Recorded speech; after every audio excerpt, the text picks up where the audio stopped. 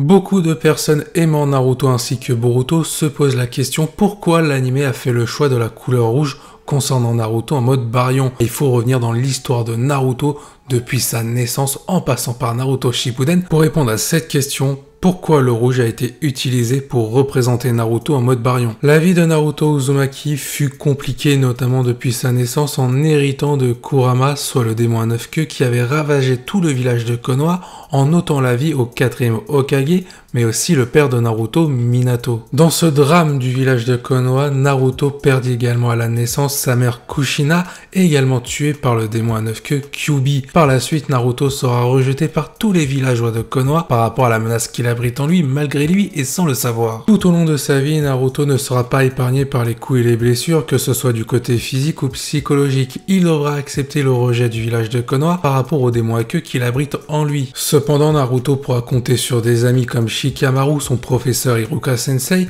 ou encore des amis qui vont se former au fil du temps, notamment par rapport à l'équipe 7, Sakura, Sasuke, tout comme Kakashi qui lui apprendra l'esprit d'équipe avec Sasuke. À travers différentes missions que va réaliser Naruto, il finira par gagner peu à peu la confiance du village de Konoha à son égard, et le plus ironique dans tout ça, c'est qu'au travers de certaines missions, notamment pour ramener Sasuke ou pour combattre Pain, Naruto a dû puiser dans la force de Kyuubi, des fois malgré lui, notamment face à Pain, où il avait totalement perdu le contrôle, mais il aura fallu l'intervention de Minato qui avait posé un sceau sur Naruto en cas de perte de contrôle par rapport à Kyuubi. La suite on la connaît, elle se déroule durant la 4e Grande Guerre Ninja, là où Naruto et Kurama vont commencer à gagner en amitié pendant que Kurama va laisser de côté sa haine envers les humains. On va donc retrouver un Naruto au top de son art durant cette guerre avec la force de Kurama que celui-ci accepte de lui prêter, notamment pour défier Obito et Madara, mais ainsi que Sasuke pour conclure Naruto Shippuden. L'histoire de Naruto et de Naruto Shippuden a permis de mettre en valeur la symbiose entre Naruto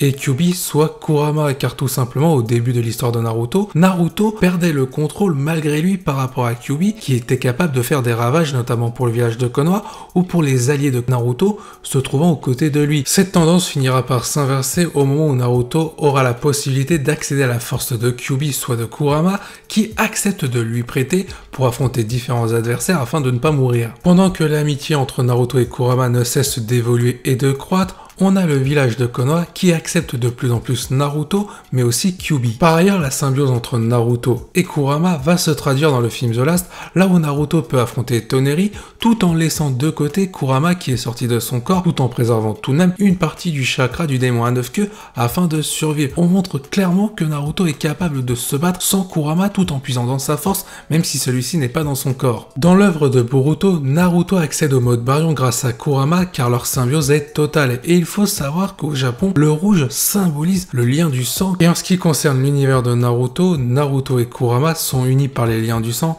notamment depuis la naissance de Naruto. La couleur rouge de Naruto en mode Baryon dans l'anime est donc justifiée à la fois pour ce côté symbolique, mais aussi pour le côté nostalgique, car c'était la première forme de Naruto en forme de Kyuubi, notamment face à Sasuke à la vallée de la faim.